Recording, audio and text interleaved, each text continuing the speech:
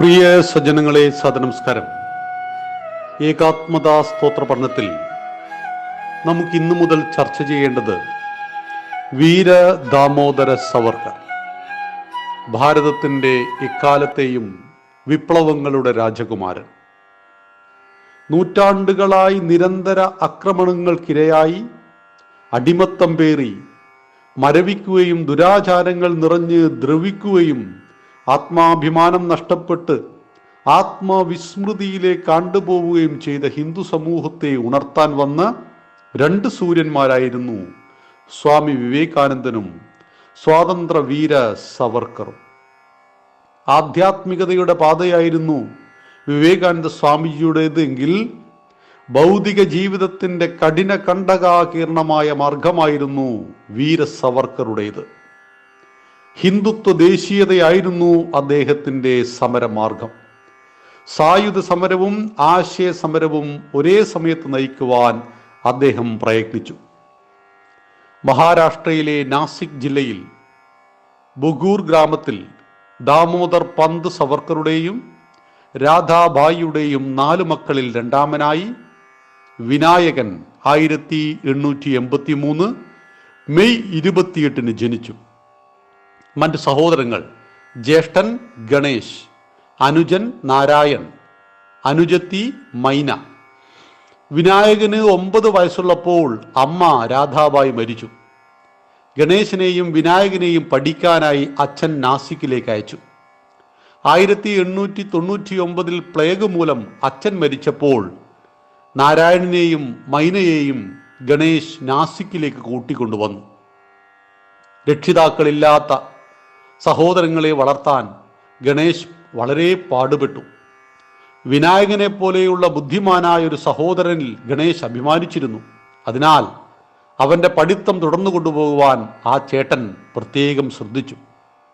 ഗണേശിൻ്റെ വിവാഹം യശോദ എന്ന കുലീന യുവതിയുമായി നടന്നു. അമ്മയില്ലാത്ത വിനായകനും ഇളയവർക്കും അമ്മയായി മാറി യശോദാബായി. വിദ്യാഭ്യാസ കാലത്ത് തന്നെ ഭാരതീയമായ എല്ലാത്തിനോടും വിനായകന് വല്ലാത്തൊരു ആവേശമായിരുന്നു. ഗണേശ് എല്ലാത്തിനും അനിയനെ അനുകൂലിച്ചു. സ്കൂളിൽ വിദ്യാർത്ഥികളുടെ മിത്രമേള ഉണ്ടാക്കി. ഗണേശോത്സവം, ശിവാജി ജയന്തി, വ്യായാമശാല എന്നിവ നടത്തി. സ്വയം എഴുതിയ ദേശഭക്തി ഗീതങ്ങൾ വിനായകൻ കൂട്ടുകാരെ പഠിപ്പിച്ചു. മഹാരാഷ്ട്രയിൽ അക്കാലത്ത് മാരകമായ പ്ലേഗ് രോഗം പരന്നിരുന്നു. സുസമ്പന്നരും ആരോഗ്യ ദൃഢഗാത്രരുമായിരുന്ന ഹിന്ദു യുവാക്കളെ സംഘടിപ്പിച്ച് ദുരിതാശ്വാസ പ്രവർത്തനം നടത്തി. സർക്കാർ ജനങ്ങളെ കണക്കില്ലാതെ കൊള്ളയടിച്ചത് നിമിത്തം പട്ടിണി മരണം സാധാരണയായി. ഇംഗ്ലണ്ടിൽ നിന്നും വെള്ളക്കാർ മാരകമായ രോഗാണുക്കളും പേറിയാണ് എത്തിയത്. അതുമൂലം അതുവരെ കേട്ടുകേൾവിയില്ലാത്ത വിഷുസൂചിക, പ്ലേഗ്, കറുത്തപനി മുതലായ മാരക പകർച്ചവ്യാധികൾ ഭാരതീയർക്കിടയിൽ വ്യാപകമായി. 1897 ബ്രിട്ടീഷ് ഭരണകൂടം വിക്ടോറിയ റാണിയുടെ സിംഹാസനാരോഹണത്തിൻ്റെ 50ാം വാർഷികം ആഘോഷിക്കുമ്പോൾ മഹാരാഷ്ട്രയിൽ പ്ലേഗ് മൂലം ജനങ്ങൾ തീയിൽ വീഴുന്ന ഈയാം പാറ്റകളെപ്പോലെ ചത്തു വീഴുകയായിരുന്നു. ദുരിതാശ്വാസമോ നികുതി ഇളവോ ഒന്നും തന്നെ ബ്രിട്ടീഷുകാർ ചെയ്തില്ല. ഇത് സ്ഥിതിഗതികൾ കൂടുതൽ രൂക്ഷമാക്കി. ഇതിനു പ്രതികാരമായി ചാഫേക്കർ സഹോദരന്മാർ പൂനെ കലക്ടറെ വെടിവെച്ചു കൊന്നു. ചാഫേക്കർ സഹോദരന്മാരുടെ വീരകഥകൾ കേട്ടാണ് വിനായകൻ വളർന്നത്. ആ സഹോദരങ്ങളെ ബ്രിട്ടീഷ് ഭരണകൂടം തൂക്കിക്കൊന്നപ്പോൾ നിങ്ങളുടെ സമരം ഞങ്ങൾ തുടരുമെന്ന് വിനായകൻ കവിത എഴുതി. തൻ്റെ കുലദേവതയായ ദുർഗാമാതാവിൻ്റെ മുന്നിൽ ജീവൻ നാടിൻ്റെ സ്വാതന്ത്ര്യത്തിനായി സമർപ്പിക്കുമെന്ന് പ്രതിജ്ഞ ചെയ്തു. മിത്രമേളയിൽ ശിവാജി, താനാജി, ബാജിറാവു, വാസുദേവ ഫട്കേ മുതലായവരുടെ വീരകഥകൾ കേൾപ്പിച്ചു. ധാരാളം കുട്ടികളും യുവാക്കളും മിത്രമേളയിൽ ചേർന്നു. സ്കൂൾ പഠനശേഷം വിനായകൻ്റെ വിവാഹം യമുനയുമായി നടന്നു. പിന്നീട് പൂനെയിലെ ഫർഗ്യൂസൺ കോളേജിൽ ബിരുദ പഠനത്തിന് ചേർന്നു അദ്ദേഹം. വിനായകനോടൊപ്പം മിത്രമേള കോളേജിലുമെത്തി. വീര ശിവാജിയുടെ ചിത്രത്തിനു മുന്നിൽ ഒന്നിച്ചു ചേരുകയും മറാഠ വിജയനഗര സാമ്രാജ്യകാലത്തെ വീരന്മാരുടെ ചരിത്രം പഠിപ്പിക്കുകയും ചെയ്തു. നാസിക്കിൽ ദേശഭക്തന്മാരായ മിത്രങ്ങളുടെ ഒരു സമ്മേളനം നടത്തുവാൻ വിചാരിക്കുന്നതായും അതിന് ഉപദേശം തരണമെന്നും ചേട്ടന് എഴുതി. സമ്മേളനത്തിന് അനുമതി നൽകുകയും ഗണേഷ് അതിൽ പങ്കെടുക്കുകയും ചെയ്തു. സമ്മേളനത്തിൽ വെച്ച് സായുധ സമരത്തിനായി അഭിനവ ഭാരത് എന്ന സംഘടനയ്ക്ക് വിനായകൻ രൂപം കൊടുത്തു. ബംഗാൾ വിഭജനത്തിനെതിരെ വൻതോതിൽ വിദേശ വസ്ത്രങ്ങൾ കത്തിക്കുവാൻ അഭിനവ് ഭാരത് നേതൃത്വം നൽകി. ഇതോടെ വിനായകനെ കോളേജിൽ നിന്നും പുറത്താക്കി. തുടർ പഠനത്തിനായി ബോംബെയിലെത്തിയ വിനായക സവർക്കർ പഠിത്തത്തോടൊപ്പം സായുധ സമരത്തിനും നേതൃത്വം നൽകി. ശ്യാംജി കൃഷ്ണവർമ്മ എന്ന ദേശഭക്തൻ ഇംഗ്ലണ്ടിൽ ഇന്ത്യ ഹൗസ് സ്ഥാപിച്ചിരുന്നു. പഠന പ്രോത്സാഹനം എന്ന നിലയിൽ അദ്ദേഹം സവർക്കറെ ഇംഗ്ലണ്ടിലേക്ക് ക്ഷണിച്ചു. 1906 ഇംഗ്ലണ്ടിലേക്ക് തിരിച്ചു വിനായകൻ. ഇംഗ്ലണ്ടിലേക്ക് എത്തിയതും തൻ്റെ ആരാധനാമൂർത്തിയായ മസീനി എന്ന ഇറ്റാലിയൻ വീര ഇതിഹാസത്തെപ്പറ്റി കഴിയുന്നത്ര പഠിച്ചു. മസീനി ഒരു ജീവചരിത്രം എന്നൊരു ഗ്രന്ഥം അദ്ദേഹം എഴുതി. ഇത് വായിച്ചാൽ ആരും ആയുധമെടുത്ത് അടരാടും. എന്നാൽ ഇതിനെ ബ്രിട്ടീഷ് സർക്കാർ വെളിച്ചം കാണിക്കുമോ എന്നത് സംശയമാണ് എന്ന് ലോകമാന്യ തിലകൻ പുസ്തകത്തിൻ്റെ പകർപ്പ് വായിച്ച് വിലയിരുത്തി. അതുതന്നെ സംഭവിച്ചു. അച്ചടിക്കുന്ന പ്രസ്സിൽ നിന്നു തന്നെ ഈ പുസ്തകം സർക്കാർ കണ്ടുകെട്ടി. ബ്രിട്ടനിൽ വെച്ച് ഫ്രീ ഇന്ത്യ സൊസൈറ്റിക്ക് ജന്മം നൽകി. നിരവധി വിപ്ലവകാരികളെ ഈ പ്രസ്ഥാനം സൃഷ്ടിച്ചു. അങ്ങനെ സൂര്യൻ അസ്തമിക്കാത്ത ബ്രിട്ടീഷ് സാമ്രാജ്യത്തെ അതിൻ്റെ തലസ്ഥാനത്ത് ചെന്ന് വീര സവർക്കർ വെല്ലുവിളിച്ചു. 1857 ഒന്നാം സ്വാതന്ത്ര്യ സമരത്തെപ്പറ്റി ബ്രിട്ടീഷ് രേഖകളിൽ നിന്ന് പഠിച്ച ആസൂത്രിതവും അപൂർണവുമായ ഒരു സ്വാതന്ത്ര്യ സമരമായിരുന്നു ശിപായി ലഹള എന്ന പേരിൽ അവഹേളിച്ചുകൊണ്ട് സായിപ്പ് അതിനെ വിശേഷിപ്പിച്ചത്.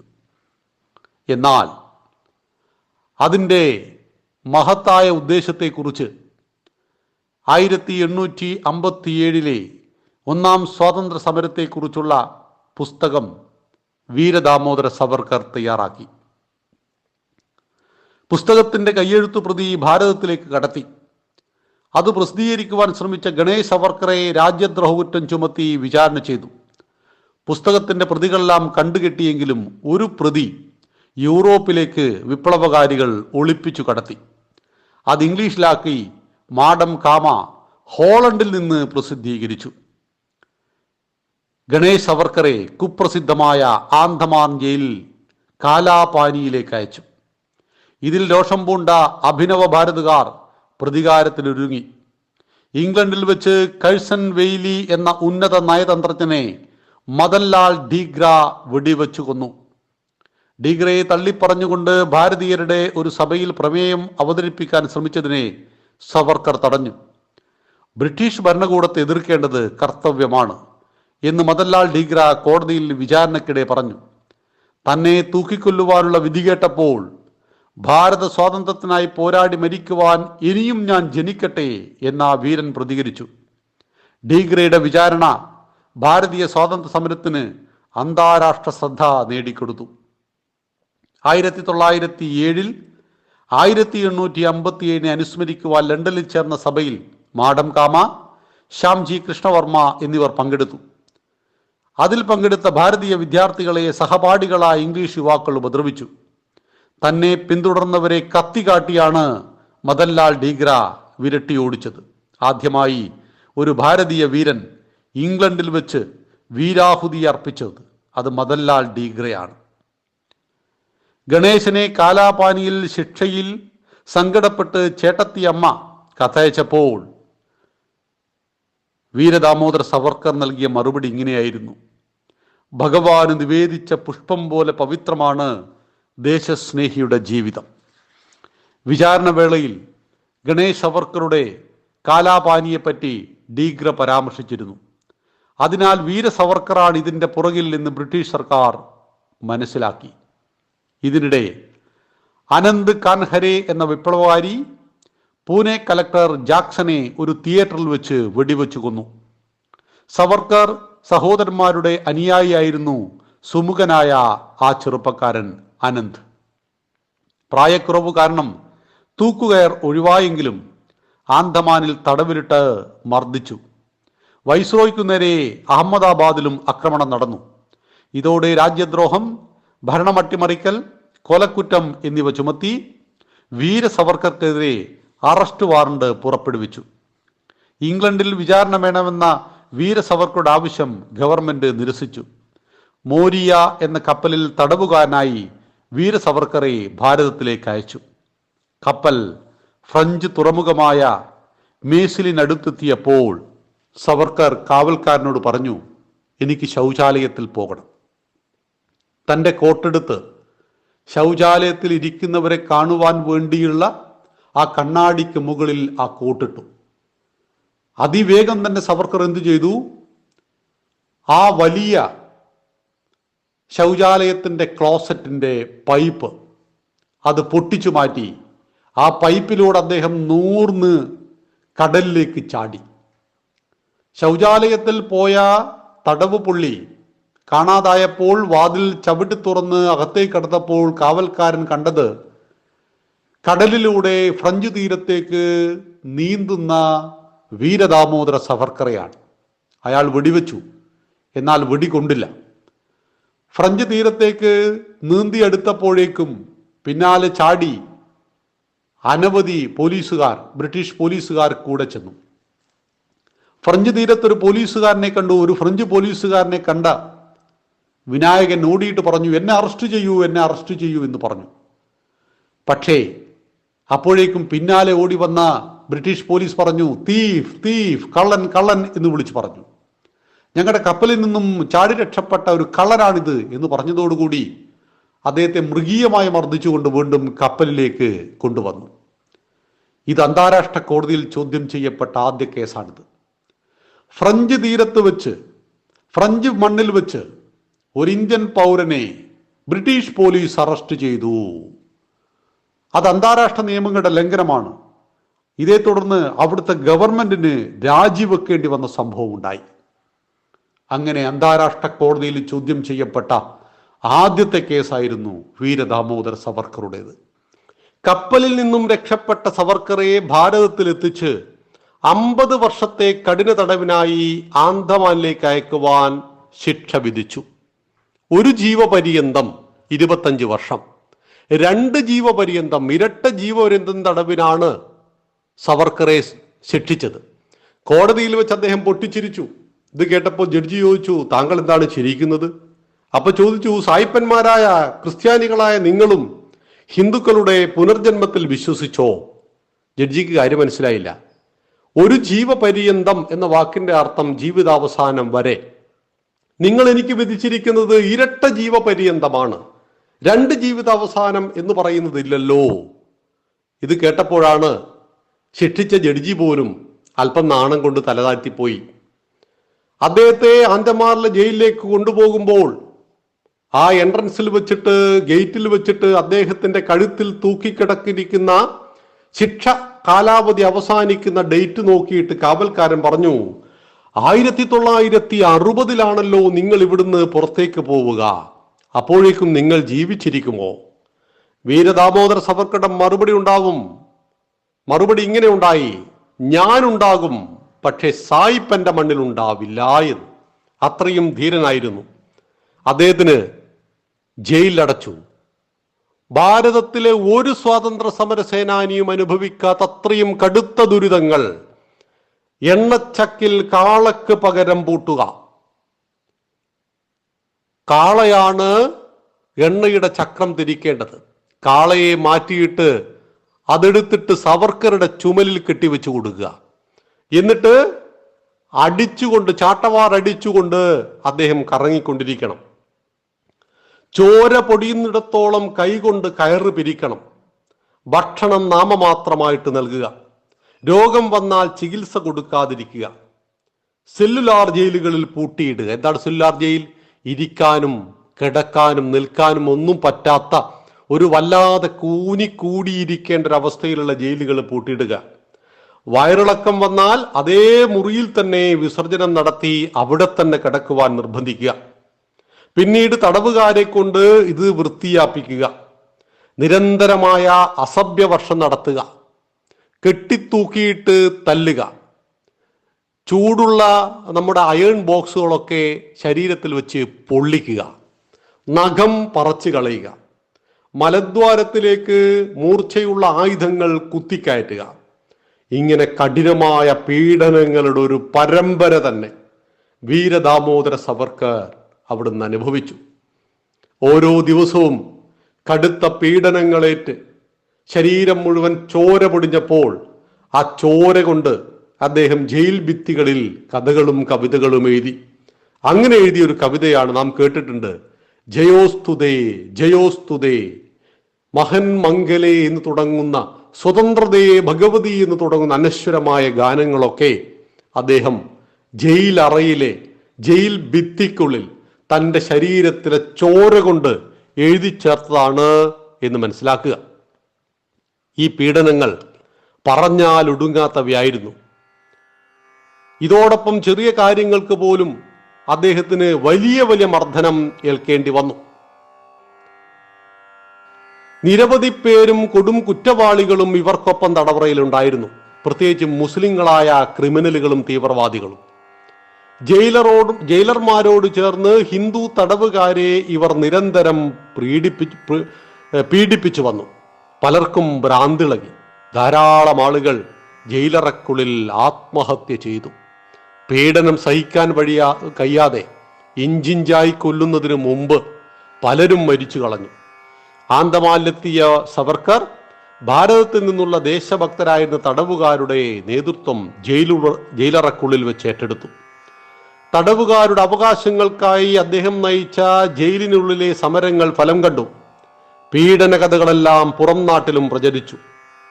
ഹിന്ദു തടവുകാരുടെ ഭക്ഷണം തൊട്ട് അശുദ്ധമാക്കി അവരെ മതം മാറ്റുക എന്നതും ഒരു പീഡനമുറയായിരുന്നു. അത്തരത്തിൽ മതം മാറിയവരെ ജയിലിനുള്ളിൽ വെച്ച് സവർക്കർ ശുദ്ധി ചെയ്ത് തിരിച്ച് ഹിന്ദുധർമ്മത്തിലേക്ക് കൊണ്ടുവന്നു. വളരെ ദിവസങ്ങൾ കഴിഞ്ഞാണ് ജയിലിനുള്ളിൽ വെച്ച് തൻ്റെ ജ്യേഷ്ഠനായ ഗണേശനെ സവർക്കർ കണ്ടത്. നാസിക്കിൽ നിന്ന് നാരായണൻ റാവുവും യമുനാഭായിയും അവരെ കാണാൻ വന്നത് 1919.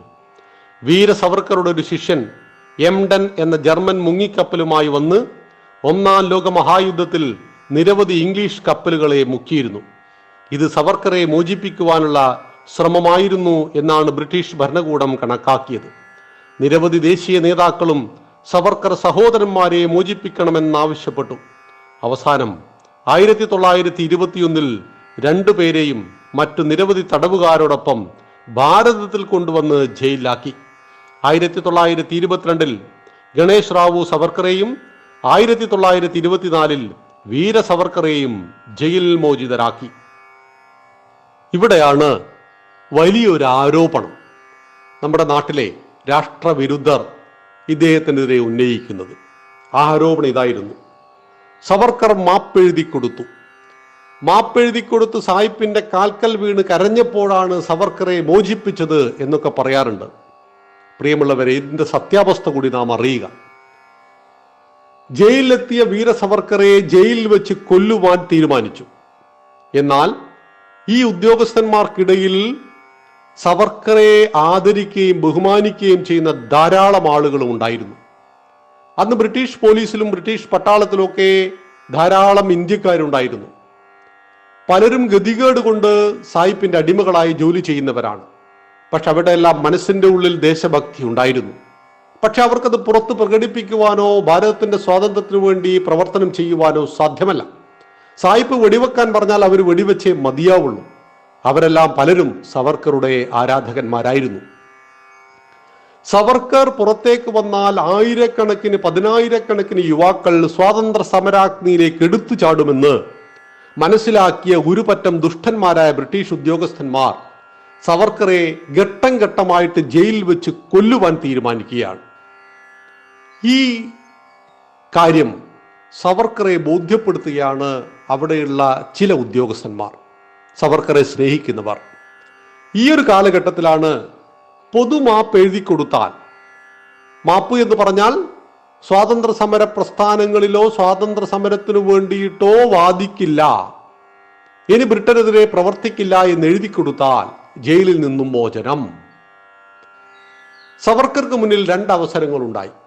ഒന്ന്, മാപ്പ് എഴുതി കൊടുക്കാതെ ആ ജയിലിൽ കിടക്കാം, എന്നിട്ട് അവിടുന്ന് മരിക്കാം. 2, മാപ്പ് എഴുതി കൊടുത്ത് പുറത്തേക്ക് വരാം. തന്നെ കാത്തിരിക്കുന്ന ലക്ഷക്കണക്കിന് യുവാക്കളുടെ ഹൃദയത്തിലേക്ക് അഗ്നിയെ പടർത്തി അവരെ സ്വാതന്ത്ര്യ സമരത്തിന് തയ്യാറാക്കാം. രാഷ്ട്രത്തിന് വേണ്ടി വെറുതെ മരിച്ചു കളയേണ്ടതുണ്ടോ? മാപ്പ് എന്നൊരു വാക്ക് എഴുതി കൊടുത്ത് പുറത്തേക്ക് വന്ന് രാഷ്ട്രത്തിന് വേണ്ടി ജീവിക്കേണ്ടതുണ്ടോ? ഇതാണ് ചോദ്യം. മഹാത്മാക്കൾ പറയാറുണ്ട്, നിങ്ങൾ രാഷ്ട്രത്തിന് വേണ്ടി മരിക്കേണ്ടതില്ല, നിങ്ങൾ രാഷ്ട്രത്തിന് വേണ്ടി ജീവിക്കണം. രാഷ്ട്രത്തിന് വേണ്ടി ജീവിക്കുന്നതിനിടയിൽ രാഷ്ട്രത്തിന് വേണ്ടി മരിച്ചേ മതിയാവൂ എന്ന അവസ്ഥ വന്നാൽ പുഞ്ചിരിയോടുകൂടി മരിക്കണം. സായിപ്പിന്റെ അടിയേറ്റ്, സായിപ്പിന്റെ തൊഴിയേറ്റ്, അവന്റെ വെടിയുണ്ടയേറ്റ് മരിക്കുന്നതിൽ എന്ത് അഭിമാനമാണുള്ളത്? എന്റെ രാഷ്ട്രത്തിന് വേണ്ടി പ്രവർത്തിക്കുവാൻ ഈ ശരീരവും ബുദ്ധിയും എനിക്ക് ഉപയോഗിക്കണം. എന്റെ കടമകൾ കഴിഞ്ഞിട്ടില്ല. ലോകത്തിന്റെ പല ഭാഗങ്ങളിലും വിപ്ലവകാരികളെ സൃഷ്ടിച്ചു വച്ചവനാണ് സവർക്കർ. സായിപ്പിന്റെ നാട്ടിൽ അവന്റെ ബ്രിട്ടനിൽ ചെന്ന് അവനെതിരെ കലാപക്കൊടി ഉയർത്തിയവനാണ് സവർക്കർ. ഇംഗ്ലീഷുകാർക്കെതിരെ ചിന്തിക്കുവാൻ പ്രേരണയായി തീർന്നവനാണ് സവർക്കർ. ആ സവർക്കറുടെ ജീവിതം ആൻഡമാൻ നിക്കോബാർ സെല്ലുലാർ ജയിലിൽ കേവലമായിട്ട് സായിപ്പിന്റെ വെടിയുണ്ടയേറ്റ് മരിക്കേണ്ടതല്ല എന്ന ചിന്ത സഹതടവുകാരും അദ്ദേഹത്തെ പ്രചോദിപ്പിച്ചു കൊണ്ടിരുന്നു. അങ്ങനെ ഒടുവിൽ അദ്ദേഹം അവിടെ സായിപ്പിന് മാപ്പെഴുതി കൊടുത്തു. ധീരതയുടെ ലക്ഷണം എന്താണ്? ഒരു ഇന്ത്യൻ പട്ടാളക്കാരൻ പാകിസ്ഥാനെതിരെ പടപൊരുതിക്കൊണ്ടിരിക്കുകയാണ്. യുദ്ധഭൂമിയിൽ വെച്ച് പടപൊരുതുമ്പോൾ യുദ്ധത്തിൽ പരമാവധി ശത്രുക്കളെ കൊല്ലുക, എന്നിട്ട് മരിക്കുക. ഇതായിരിക്കണം നീതി. യുദ്ധഭൂമിയിലെ നീതി അതാണ്. എന്നാൽ യുദ്ധമില്ലാത്ത സമയത്ത് നമ്മുടെ ഒരു പട്ടാളക്കാരനെ പാകിസ്ഥാൻ പട്ടാളക്കാർ തട്ടിക്കൊണ്ടുപോയി. 2 കൈകളും മുകളിൽ ചങ്ങല കൊണ്ട് ബന്ധിച്ച് കെട്ടിയിട്ടു. തോക്ക് നെറ്റിയിൽ മുട്ടിച്ചിട്ട് പറഞ്ഞു, നീ പാകിസ്ഥാൻ സിന്ദാബാദ് എന്നും ഇന്ത്യ മൂർധാബാദ് എന്നും വിളിച്ചാൽ നിന്റെ നാട്ടിൽ കൊണ്ട് എന്നാക്കാം, നിന്നെ വെറുതെ വിടാം.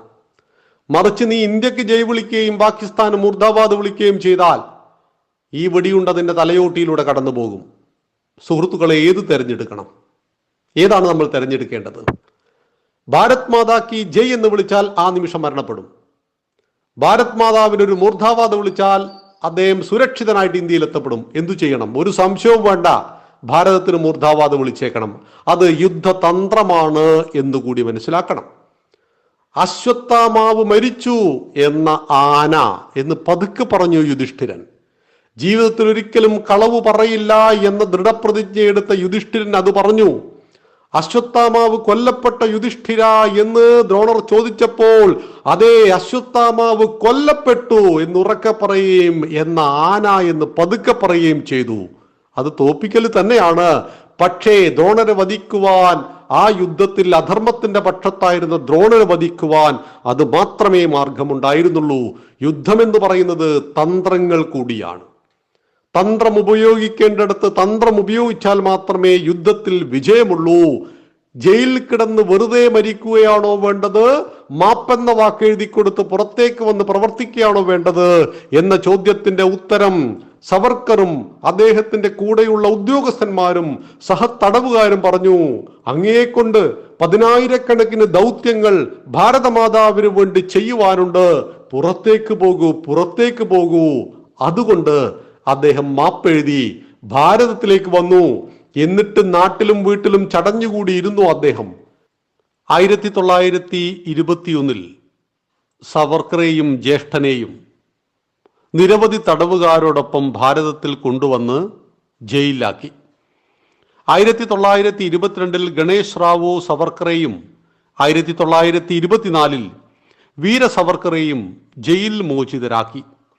വീര സവർക്കർ രത്നഗിരി ജില്ല വിടരുത് എന്നും സ്വാതന്ത്ര്യ സമരത്തിൽ പങ്കെടുക്കരുത് എന്നുമായിരുന്നു നിബന്ധനകൾ. ഇക്കാലത്ത് അദ്ദേഹം ആൻഡമാനിലെ ഇരുണ്ട അറകളിൽ വെച്ച് ചുമരിൽ ആണികൊണ്ടെഴുതി ഹൃദിസ്ഥമാക്കിയ കമല, ഗോമന്ത്, മഹാസാഗർ എന്നീ കൃതികൾ പ്രസിദ്ധീകരിച്ചു. മറാഠി ഭാഷ ദേവനാഗരി ലിപിയിൽ എഴുതുവാൻ തുടങ്ങിയത് സവർക്കറുടെ പരിശ്രമ ഫലമായിട്ടായിരുന്നു. ഇംഗ്ലീഷ് പദങ്ങൾ മാത്രം പ്രയോഗത്തിലുണ്ടായിരുന്ന സ്ഥാനത്ത് അദ്ദേഹം ഉണ്ടാക്കിയ സമാനാർത്ഥമായ വാക്കുകൾ ഇന്ന് മറാഠിയിലും ഹിന്ദിയിലും സാധാരണ ഉപയോഗിച്ചു വരുന്നുണ്ട്. അയിത്ത നിർമ്മാർജ്ജനത്തിന്റെ ഭാഗമായി വിടല ക്ഷേത്രത്തിൽ എല്ലാവർക്കും പ്രവേശനം ലഭിക്കുവാൻ വേണ്ടി വീര സവർക്കർ നടത്തിയ പ്രയത്നവും സഫലമായി. എല്ലാവർക്കും പ്രവേശിക്കാവുന്നതും പൂജിക്കാവുന്നതുമായ പതിത പാവൻ മന്ദിർ അദ്ദേഹം സ്ഥാപിച്ചു. നിരവധി പന്തി ഭോജനങ്ങളും നടത്തി. സ്കൂളുകളിൽ വ്യത്യസ്ത സമുദായക്കാരായ വിദ്യാർത്ഥികൾക്കായി വ്യത്യസ്ത പാത്രങ്ങളിൽ വെള്ളം വയ്ക്കുന്നതും വെവ്വേറെ ബെഞ്ചുകളിൽ ഇരുത്തുന്നതും അദ്ദേഹം അവസാനിപ്പിച്ചു. ശുദ്ധി പ്രസ്ഥാനം വളരെ തീവ്ര രീതിയിൽ ഈ കാലത്ത് അദ്ദേഹം നടത്തി.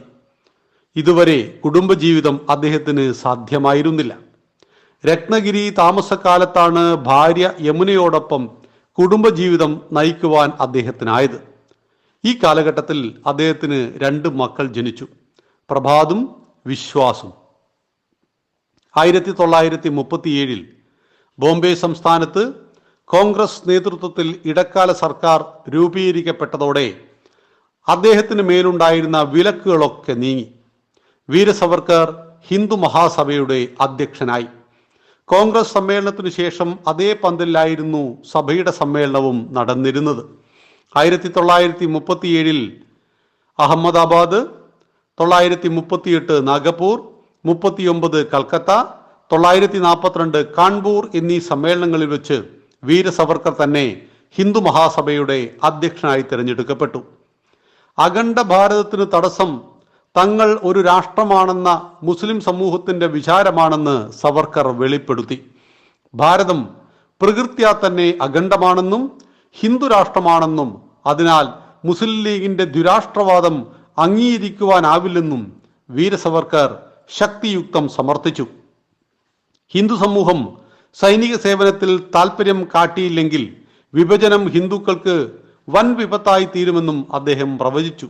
ഇതിന്റെ ഫലമായി ഭാരതീയ സേനയിൽ ഹിന്ദുക്കളുടെ പ്രാതിനിധ്യം 25% നിന്നും 75% ഉയർന്നു. വിഭജന കാലഘട്ടത്തിൽ സേനയിലെ മുസ്ലിം ബ്രിട്ടീഷ് ഓഫീസർമാരും മുസ്ലിം ശിപായികളും പാകിസ്ഥാനിൽ ഹിന്ദുക്കളുടെ മേൽ കാട്ടിക്കൂട്ടിയ അതിക്രമങ്ങൾ വീര സവർക്കറുടെ പ്രവചനത്തെ സത്യമാക്കുന്നതായിരുന്നു. Hinduise military and militarise Hindus എന്നതായിരുന്നു വീര സവർക്കർ നൽകിയ മുദ്രാവാക്യം. 1947 വിഭജനവും ഹിന്ദുക്കൾ ലക്ഷക്കണക്കിനായി വംശഹത്യ ചെയ്യപ്പെട്ടതും വീര സവർക്കറെ വല്ലാതെ വേദനിപ്പിച്ചു.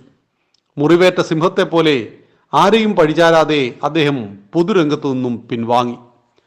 1948 ഒരു സംഘം യുവാക്കൾ ഗാന്ധിജിയെ വധിക്കുവാൻ ഗൂഢാലോചന നടത്തുകയും അത് ജനുവരി 30 ഡൽഹിയിൽ വെച്ച് അവർ നടപ്പിലാക്കുകയും ചെയ്തു. അവർ സവർക്കറുടെ അനുയായികളായിരുന്നു എന്ന ഒറ്റ കാരണത്താൽ വീര സവർക്കറെ അന്നത്തെ സർക്കാർ അനാവശ്യമായി പ്രതി ചേർത്ത് ജയിലിട്ടു.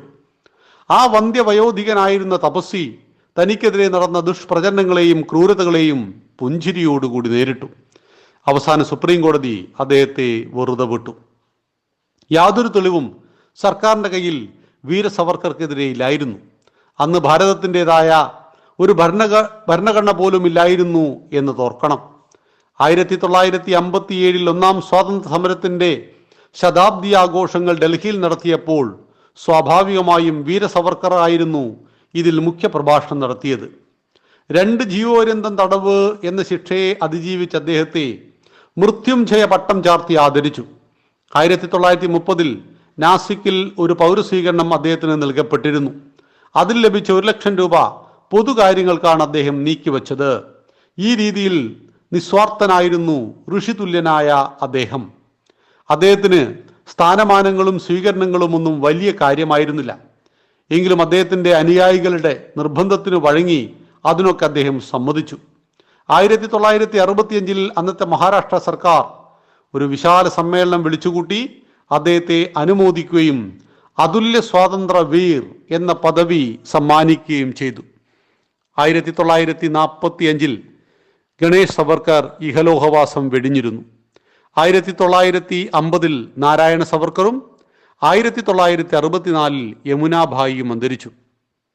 1964 പോലും തൻ്റെ തൂലികയിൽ നിന്ന് വീര സവർക്കർ ഭാരതീയ ചരിത്രത്തിലെ 6 സുവർണ ഘട്ടങ്ങൾ തുടങ്ങിയ ഉജ്ജ്വല ചരിത്ര ഗ്രന്ഥങ്ങൾ എഴുതി. 1966 ആയതോടെ ഇനി തൻ്റെ ജീവിതം ദീർഘിപ്പിക്കേണ്ടതില്ല, തൻ്റെ ജീവിതോദ്ദേശം പൂർത്തിയായെന്നും വീര സവർക്കർ മനസ്സിലാക്കി. അദ്ദേഹം ആഹാരവും ജലവും കഴിക്കുന്നു നിർത്തി. അങ്ങനെ ധന്യോസ്മി ധന്യോസ്മി എന്നുച്ചരിച്ചുകൊണ്ട് ആ പവിത്രാത്മാവ് 1966 ഫെബ്രുവരി 26 83ാമത്തെ വയസ്സിൽ ഈ ലോകത്തോട് വിട പറഞ്ഞു. സ്വാതന്ത്ര്യ സമര ചരിത്രത്തിലെ അത്യുജ്വലനായിരുന്നു വീര സവർക്കർ. മാപ്പെഴുതി പുറത്തേക്ക് വന്ന അദ്ദേഹം വീട് വിട്ടു പോകാൻ പാടില്ല എന്നും ജില്ല വിട്ടു പോകാൻ പാടില്ല എന്നും നിബന്ധന ഉണ്ടായിരുന്നുവെങ്കിലും അദ്ദേഹത്തെ കാത്തിരുന്ന ആയിരക്കണക്കിന് അനുയായികൾക്കിടയിലേക്ക് അദ്ദേഹത്തിൻ്റെ എഴുത്തുകളും ലേഖനങ്ങളും സന്ദേശങ്ങളും കഥകളും കവിതകളും നിരന്തരം പ്രവർത്തിച്ചു കൊണ്ടിരുന്നു. വീര സവർക്കർ പുറത്തുണ്ട് എന്ന വാർത്ത തന്നെ വിപ്ലവകാരികൾക്കെന്നും ആവേശമായിരുന്നു. കേവലം മാപ്പ് എന്നൊരു വാക്ക് അദ്ദേഹം പറഞ്ഞില്ലായിരുന്നുവെങ്കിൽ ആ തടവറയിൽ വെച്ച് നിഷ്കരുണം അദ്ദേഹം കൊല്ലപ്പെടുമായിരുന്നു. അദ്ദേഹം ഭാരതത്തിൻ്റെ വിഭജനത്തിന് അതിശക്തമായിട്ട് എതിർത്തു. ഭാരതത്തെ ഒരു കാരണവശാലും വെട്ടിമുറിക്കുവാൻ പാടില്ല എന്ന് അദ്ദേഹം നിരന്തരം പറഞ്ഞിരുന്നു. ഇത് ഹിന്ദു രാഷ്ട്രമാണ് എന്ന് അദ്ദേഹം പ്രഖ്യാപിച്ചു. പക്ഷേ ആ ഹിന്ദു രാഷ്ട്രത്തെ ഇപ്പോൾ പല ആളുകളും വ്യാഖ്യാനിക്കുമ്പോൾ അത് മുസ്ലിങ്ങളെയും ക്രിസ്ത്യാനികളെയും ഉൾക്കൊള്ളാത്ത രാഷ്ട്രം എന്ന അർത്ഥത്തിലല്ല. ഈ മണ്ണിന്റെ സംസ്കാരമാണ് ഹിന്ദുത്വം. അതുകൊണ്ടാണ് സുപ്രീം കോടതി പറഞ്ഞത് ഹിന്ദുത്വം ഒരു മതമല്ല, അത് ഈ രാഷ്ട്രത്തിന്റെ ജീവിത പദ്ധതിയാണ് എന്ന്.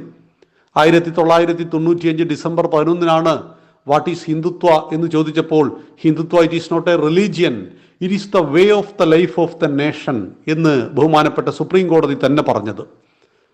ആ ഭാരതത്തിന്റെ ആത്മാവായ ഹിന്ദുത്വത്തിനു വേണ്ടി അടിയുറച്ചു നിന്നുകൊണ്ട് ദേശീയ സ്വാതന്ത്ര്യ സമരത്തെ നയിച്ച അദ്ദേഹം മുസ്ലിങ്ങളെ പ്രീണിപ്പിക്കുന്നതിൽ എപ്പോഴും എതിരായിരുന്നു. അദ്ദേഹം മുസ്ലിം രാഷ്ട്രീയത്തെയോ മുസ്ലിം നേതാക്കളെയോ ഒരിക്കലും അദ്ദേഹം ഭയപ്പെട്ടില്ല. അദ്ദേഹം നിസ്വാർത്ഥമായിട്ട് ഭാരതത്തിനു വേണ്ടി പടപൊരുതി. എന്നാൽ 1948 ജനുവരി 30 മഹാത്മജിയെ 6 പേർ ചേർന്ന് വെടിവെച്ച് കൊന്നപ്പോൾ അതിൽ നാരായൺ ആപ്തയെയും നാഥുറാം വിനായക് ഗോഡ്സെയെയും കോടതി തൂക്കിക്കൊന്നു. ബാക്കി 4 പേർക്ക് ജീവപര്യന്തം തടവ് കിട്ടി. എന്നാൽ സ്വതന്ത്ര ഭാരതത്തിലെ സർക്കാർ ഗൂഢാലോചന കുറ്റത്തിൽ വീര സവർക്കറെ അറസ്റ്റ് ചെയ്ത് ജയിലിലിട്ടു. ഭാരതമാതാവിന്റെ മോചനത്തിനു വേണ്ടി അന്താരാഷ്ട്ര കോടതിയിൽ ചോദ്യം ചെയ്യപ്പെട്ട ആദ്യത്തെ കേസിന്റെ ഉടമയാണ് സവർക്കർ. ഇരട്ട ജീവപര്യന്തം തടവിന് ശിക്ഷിക്കപ്പെട്ട ഭാരതത്തിലെ ആദ്യത്തെ തടവുകാരനാണ് സവർക്കർ. ആ സവർക്കർക്ക് സ്വതന്ത്ര ഭാരതത്തിലും നീതി കിട്ടിയില്ല. സുപ്രീം കോടതി കേസ് പരിശോധിച്ചു. അങ്ങനെ മാസങ്ങൾ വർഷങ്ങൾ നീണ്ടുനിന്ന അദ്ദേഹത്തിൻ്റെ കഷ്ടപ്പാടുകൾക്കൊടുവിൽ സുപ്രീം കോടതി സത്യം കണ്ടെത്തി അദ്ദേഹത്തെ നിരുപാധികം മോചിപ്പിച്ചു. ഹിന്ദു മഹാസഭയുടെ അധ്യക്ഷനായിരുന്നു അദ്ദേഹം. ഹിന്ദു മഹാസഭയിൽ ലക്ഷക്കണക്കിന് ആളുകൾ വന്നിട്ടുണ്ട്. ഹിന്ദു മഹാസഭയുടെയും INA-യുടെയൊക്കെ പോളിസി എന്ന് പറയുന്നത് സ്വാതന്ത്ര്യം ഇരന്നു മേടിക്കേണ്ടതല്ല, അത് പൊരുതി മേടിക്കേണ്ടത് എന്നതായിരുന്നു. സ്വാതന്ത്ര്യം ഇരന്നു മേടിച്ചത് കൊണ്ടാണ് ഭാരതമാതാവിൻ്റെ 4 ഭാഗം മതത്തിൻ്റെ പേരിൽ നമുക്ക് നഷ്ടപ്പെട്ടു പോയത് എന്നുകൂടി നാം അറിയണം. ഭാരതത്തിനും സർവോപരി ഭാരതത്തിൻ്റെ ദേശീയ ജനതയ്ക്കും വേണ്ടി തൻ്റെ ജീവിതം ഒഴിഞ്ഞുവെച്ച ആ മഹാത്മാവിനെ ഏകാത്മതാ സ്തോത്ര പഠനത്തിലൂടെ നാം നമസ്കരിക്കുന്നു. നന്ദി, നമസ്കാരം. വന്ദേ മാതരം.